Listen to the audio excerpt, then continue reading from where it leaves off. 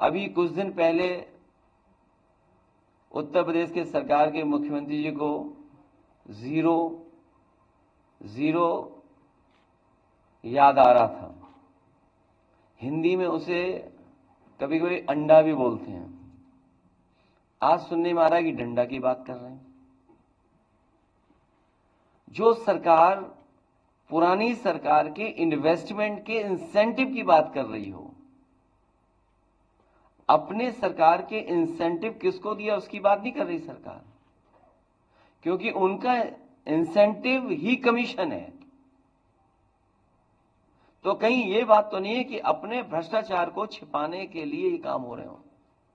जो हमारा किसान उम्मीद लगाए बैठा था कि अब तो शायद आय दोगुनी हो जाएगी, पूरा गेहूं जाने कौन खरीद रहा है, कहां ले जाया जा रहा है।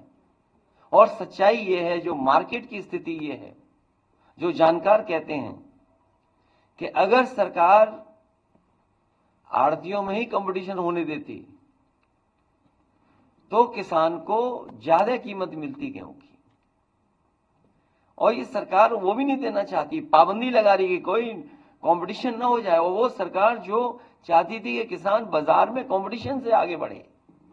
तो सरकार की जिम्मेदारी है कि किसान की आय दोगुनी बढ़े, या उसको आय कैसे बढ़ाई जाएगी। जो लोग प्रॉपर्टी बना रहे हैं, जो लोग लगातार प्रॉपर्टी बनाते जा रहे हैं, वो पॉवर्टी जीरो की बात कर रहे हैं।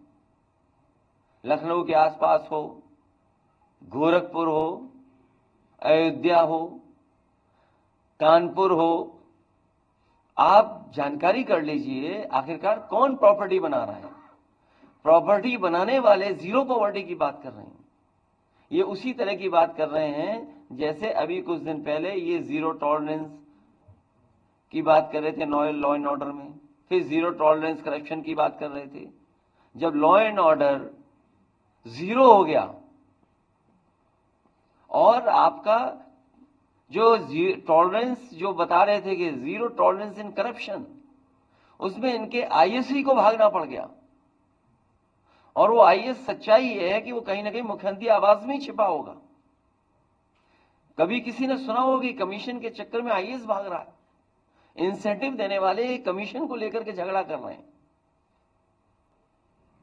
इस सरकार को जीरो ही जीरो दिखाई दे रहा है, क्योंकि खुद जीरो होने जा रहे हैं।